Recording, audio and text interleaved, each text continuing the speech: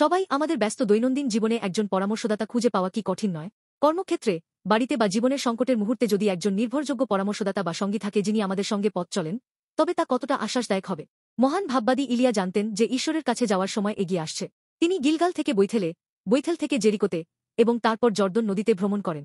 প্রতিবারই ইলিয়া ইলিশাকে বলতেন, এখানে থাক, কারণ প্রভু আমাকে অন্য কোথাও পাঠিয়েছেন। 2 রাজাবলি 2। কিন্তু ইলিশার উত্তর সবসময় একই ছিল, প্রভু যেমন জীবিত এবং তুমি যেমন জীবিত, আমি তোমাকে ছেড়ে যাব না। ইলিশা তার গুরু ইলিয়ার পিছু নিয়েছিলেন শেষ পর্যন্ত। ইলিয়ার যাত্রা কেবল শারীরিক হাঁটা ছিল না, এটি ছিল আসন্ন ঝড়ের মতো পরিবর্তনের জন্য প্রস্তুতির সময়। হিব্রুতে উত্থান স্যার মানে ঘূর্ণিঝড়, এবং এটি প্রতীকীভাবে ঈশ্বরের শক্তিশালী হস্তক্ষেপ এবং জীবনের ঝড় পরিবর্তনগুলিকে নির্দেশ করে। এমন রূপান্তরকারী মুহূর্তের মুখোমুখি হয় ইলিশা অটল থেকেছিলেন এবং তার গুরুর সঙ্গে হেঁটেছিলেন।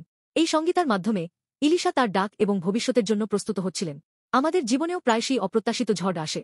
সেই সময় যদি আমাদের কাছে একজন চিরন্তন পরামর্শদাতা থাকেন যার উপর আমরা নির্ভর করতে পারি, তবে তা কতটা চমৎকার হবে।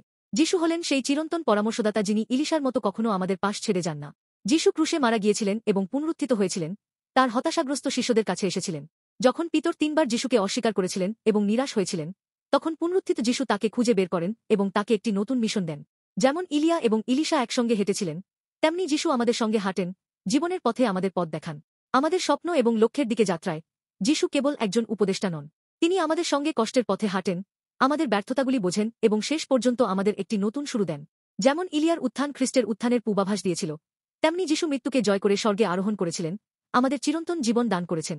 এবং যদিও আজ আমাদের জীবন অস্থির এবং অনিশ্চিত হয়, যদি আমরা যিশু আমাদের চিরন্তন পরামর্শদাতার সঙ্গে হাঁটি, তবে আমরা সবকিছু অতিক্রম করে জয়ী হতে পারি।